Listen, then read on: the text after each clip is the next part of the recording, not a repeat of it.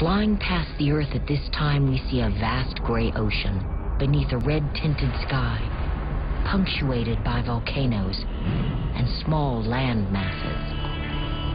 And unlikely as it seems, life may have gained a foothold already. That life in the oceans that gave birth to it may actually be vaporized many times by cataclysmic bombardments, which have slowed but not yet stopped. Earth has begun to take on its final form, a crust, a skin so thin it would be less than a sheet of paper were the Earth the size of a basketball. And under that, a molten semi-solid mantle that boils in extreme slow motion. And finally, two cores, a liquid iron core pulsing out a magnetic field that helps shield us from a deadly cosmic wind from our sun. And a solid nickel and iron inner core. By now, the remarkable process of plate tectonics has kicked into gear. Though how and when it started exactly, we do not know. For what follows next, you might want to strap yourself in.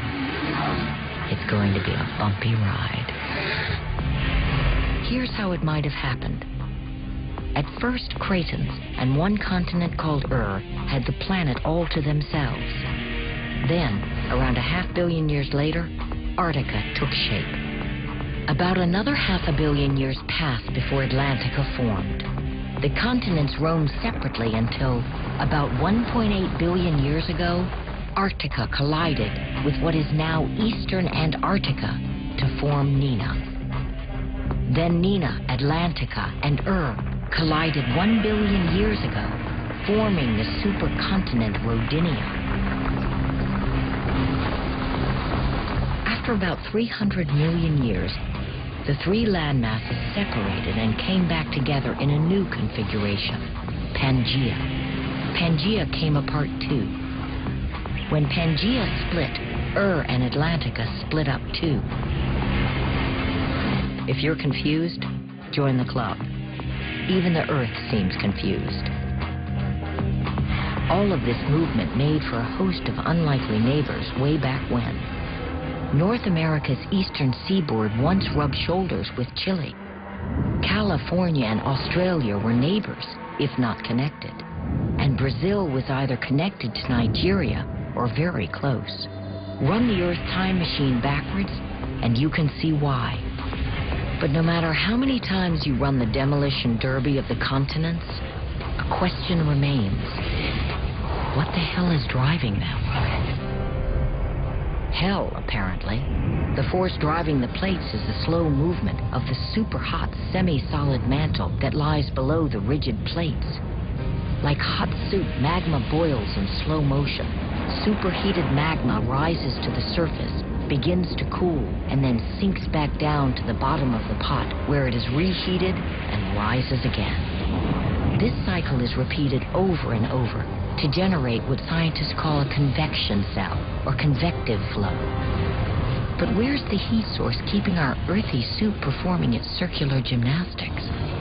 Well, most of it is left over from the spectacularly energetic collision and gravitational crushing that created the Earth to begin with. It's still trapped down there, and it wants out. And there's something else in the molten depths that makes it pretty hot real estate. Radioactive material.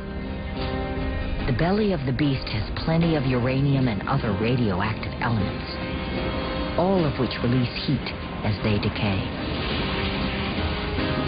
That decay has significantly slowed the rate at which the Earth is cooling. So what does this mean at the surface? Two things. First, magma being burped up along the ridges, those places like Iceland where the Earth is tearing itself asunder, is pushing the plates in their respective continents apart. Second, what goes on at the other end of those plates, the collision zone, may be equally important. Here, where the heavier plates dive under the lighter ones, yanked downwards by gravity, they haul along their plates back into the oblivion of the mantle. That's what we know. or what we think we know. But the details of what's going on in the deepest parts of the Earth that drive the engine of plate tectonics, we may never know.